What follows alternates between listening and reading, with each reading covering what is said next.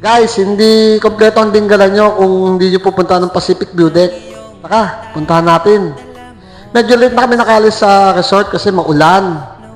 Dito, kaya dumiretso kami, may mga nakausap kaming tao na hindi naman pala umulon dito sa Pacific View Deck. Kaya nag-decide kaming dumiretso na din. Yan o, medyo mainit. Nga pala guys, pag napunta kayo dito, magdala kayo sombrero. Kasi medyo mainit, no? Nakalimutan nga namin yung sombrero ni Mrs. Kakamadali. Okay naman yung daan, pero may mga konting rough road din. Paakyat. Hanggang parking. Iwan nyo lang dun yung motor nyo, then magbabayad na kayo ng 20 pesos para sa parking. Yan na, paakyat na tayo. Ito nyo naman, no, medyo rough road talaga, no? Pero, kaya-kaya naman. Ay, naglalakad na tayo, nakapark na tayo dyan, eh. Siguro, mga 5 minutes. Yung lakad natin paakyat. Ingat lang kasi sabi nila minsan may mga ahas daw, lalo na ngayong pag-init, may mga lumalabas na ahas dyan. Kaya dapat alisto din tayo. Ang init, no? Bali si Kuya Jun pa rin nakuha naming tour guide. 300 pa rin bayad dito sa tour guide, tapos may entrance fee per head na 50 pesos. Yan. Pero wala namang oras, kahit anong oras kayo mag-stay dyan, antayin kayo ng tour guide. Pwede nyo rin pala silang gawing taga-picture. Magagaling silang kumuha ng picture dyan. Medyo malapit na tayo dyan. Kita nyo naman, no? Kasi pag maulan, maputik dyan eh. Daanan na daw yan, maputik. Kaya buti na lang, walang ulan.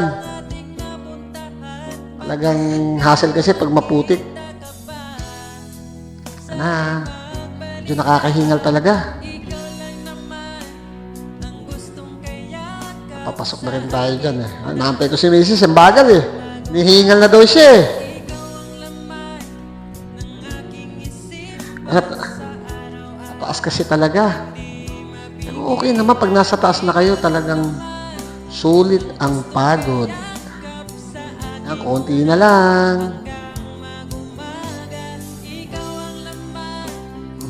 Bagal ni Mrs. eh. Nga pala may cottage dyan sa taas, no? Libre naman, wala namang bayad. Pwede kayo mag-stay. Kung ilang oras gusto nyo, yung si Kuya Jun, no? Bilis maglakad eh. Sanay na sa akyatan. Yan na. Tali yung mga tambayan ng tour guide dun sa malapit sa sa ibaba ng grotto. Dinggalan grotto, nandun sila. Mag-as lang kayo dun sa mga tao doon. Turo sila, no? Mababait naman sila dito. Very accommodating. Layo na ni Mrs. Ang bagal. Sabi ni Kuya Jun, konti na lang. May mga nagtitinda rin pagkain dyan sa taas. Kaya kung nagutom kayo, pwede kayong kumain dyan. Konti na lang. Ni Mrs. layo eh. Hingal na daw siya eh. Sa akyatan na lang, sabi ni Kuya Jun. Konting tiis na lang. Lapit na.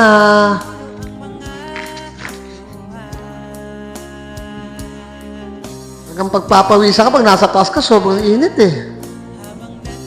Mas maganda pumunta dito umaga. Bali, weekdays pala kami pumunta kaya hindi ganong matao, no? Kasi pag weekends lang, napakaraming tao dito.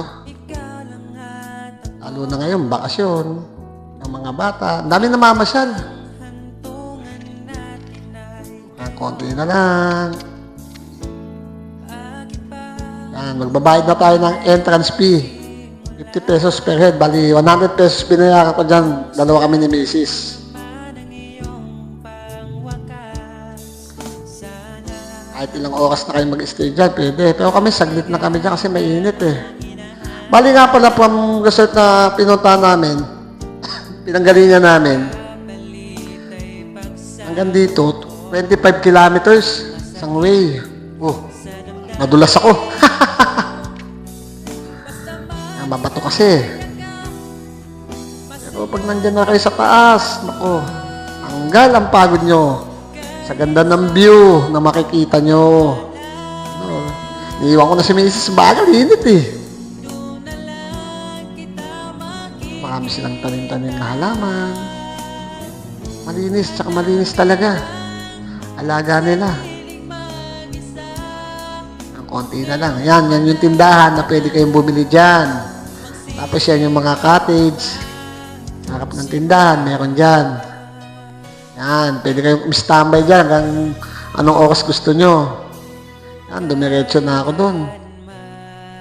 Gusto ko na makita yung dating napapanood ko lang sa video at nakikita sa mga picture. Yan na, konti na lang. Diretso na ako sa hagdanan. Ano makikita nyo dyan kung gaano kaganda ang Dingalan. Ang Pacific Ocean ang bubungad sa inyo. Yan no? The best. Sabi nga nila, bago ka mamasyal sa ibang bansa, libutin mo muna ang Pilipinas nang makita mo ang kagandahan nito. Yun no? Doon yung tinuturo ko, may lighthouse doon. Kasi iba naman yung way na papunta doon sa lighthouse. Picture-picture. Hirap lang talaga, may init. Ingat-ingat ka, dapat magbaho kayo ng tubig. Ano, may magpapapicture doon sa kabila. Hello! Yan, siguro mga 30 minutes na kami nag-stay dyan, tapos alis na din kami. Mainit kasi, may araw, taas. Konting lakad, yan, silipin. Ang Pacific Ocean, napakaganda. No? Lumblue yung tubig. Napakapayapa sa taas. Nandiyan ka sa Dingalan, sa totoo lang, napaka-peaceful. Napag-relax ka talaga ng ayos. Bali, 2 nights and 3 days kami dyan nag-stay sa Dingalan, no? Bitin. Yung masarap dyan, mga 1 linggo. Kaso ang budget, kailangan talaga pag-ipunan para mag-enjoy. Sarap mamasyal talaga. Sarap balik-balikan ng Dingalan. Hanggang sa muli, Dingalan. Paalam!